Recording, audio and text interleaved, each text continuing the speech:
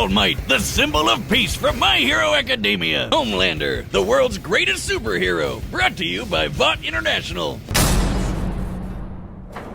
Welcome to Vought International, a multi-billion-dollar American conglomerate whose #1 products are the greatest superheroes on the face of the earth. That's right, superheroes are real and they're big business. Imagine a company that possesses a monopoly on popular culture, pumping out movies, TV shows, action figures, and video games constantly, drowning the masses in a slurry of focus-tested nostalgia opium with no end in sight. Within Vaught's pantheon of gods among men is their premier super team, the Seven, and its leader, Homelander. He's got the looks, the charm, the Jesus, and most importantly, he's got the power to slaughter all of America's enemies at home and abroad. This guy probably eats freedom and shits eagles.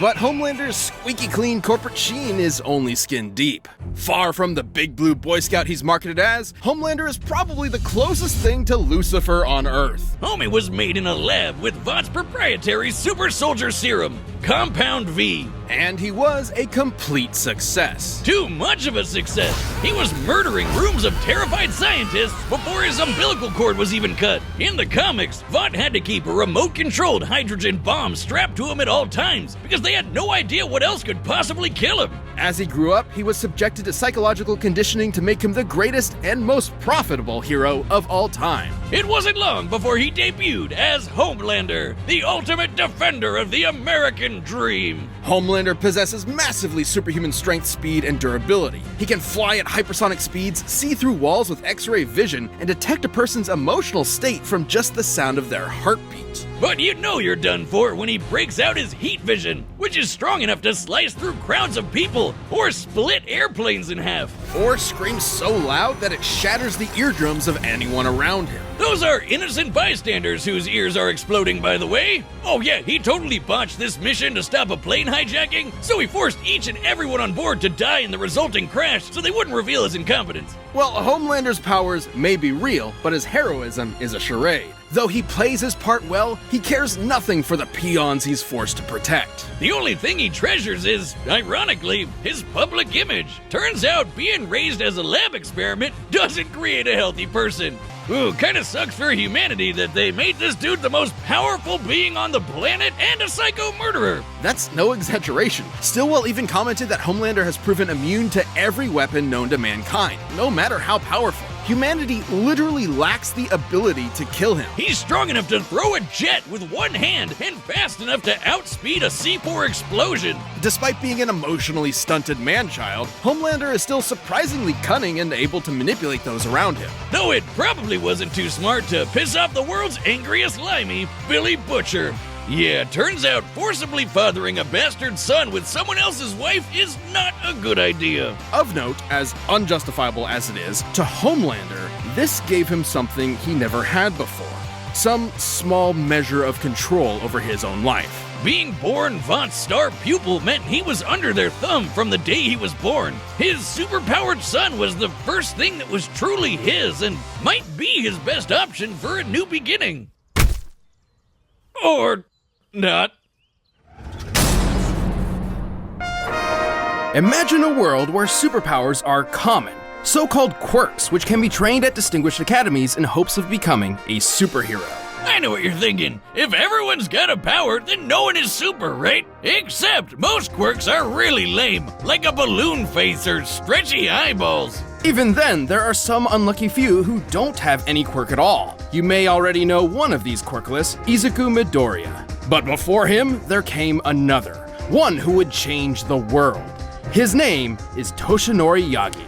Toshinori wasn't a pushover, though. Even without a superpower, he wanted to become the symbol of peace. And thanks to pro hero Nana Shimura, he found a way. Shimura's quirk had the unique ability to be directly passed on to a new user, and she saw something special in Toshinori. And so, he became the next bearer of One for All. An ultra-powerful quirk that let him become that symbol of peace with a never-ending smile on his face. All Might! I am here! Now a truly remarkable hero, All Might quickly rose through the local rankings. But fame wasn't the reward he sought. He legitimately just wanted to help people. Yeah, just look at that big old grin. That's not just for show. He keeps his smile up to make sure the people around him feel safe. And with his powers, why wouldn't they? All Might can punch with enough force to change the weather, even creating a massive storm once. It's raining. Holy crap. He changed the weather. He can jump so high, people mistake him for flying. You might say they're taking a flying leap in logic. But along with super strength, One for All includes powers like improved durability, stamina, and speed. All Might has no problem taking huge hits and fighting villainy in the blink of an eye. And thanks to his training at UA High School, All Might molded his quirk into an incredible fighting style. With moves named after the United States? I thought this dude was Japanese. Well, it's likely a nod to how the US essentially created the modern superhero, like Superman. America's got a sort of superhero monopoly going on.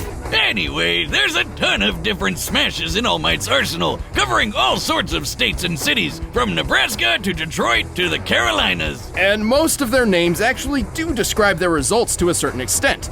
For example, his Texas and Oklahoma smashes both create variations of tornadoes. Of course, many of his attacks create targeted gusts of wind, but every smash does have its own unique form of delivery, such as how the Missouri smash is a karate chop, and the New Hampshire smash is a reverse attack meant to send All Might rocketing through the air. But he's got one mega-sized move that goes beyond all that, or as he calls it, Plus Ultra, the United States of Smash!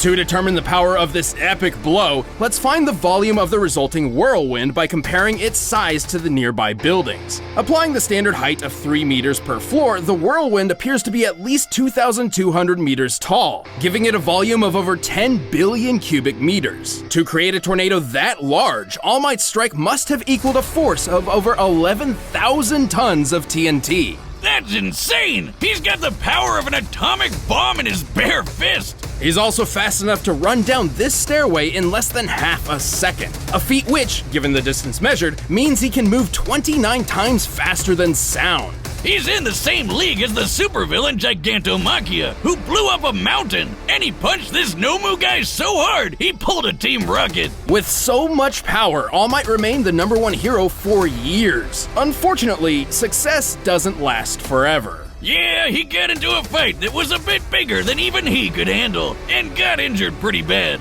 So bad, in fact, it became difficult for him to use his powers, and drastically limited his full strength. But hey, don't worry, for Death Battle, we look at each character's peak performance across their whole life. Right, when fighting Nomu, All Might claimed that what he pulled off in 300 punches, he could have previously done with just 5.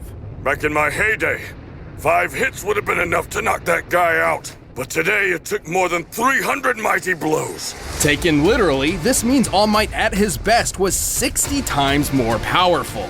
But even as a crippled old man, he held on to the #1 spot for a long time. Not because he was taking out more bad guys than the competition, but because he was just so goddamn heroic. At least until he could find a new successor with a smile on his face. A shining example of what it means to be a true hero, just like himself.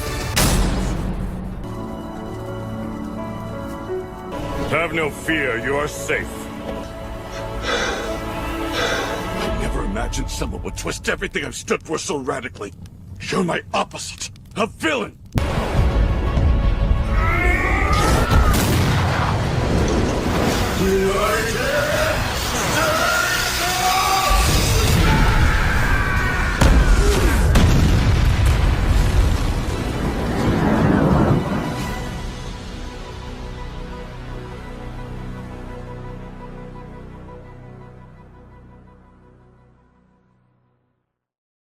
The winner is All Might, next time on Death Battle.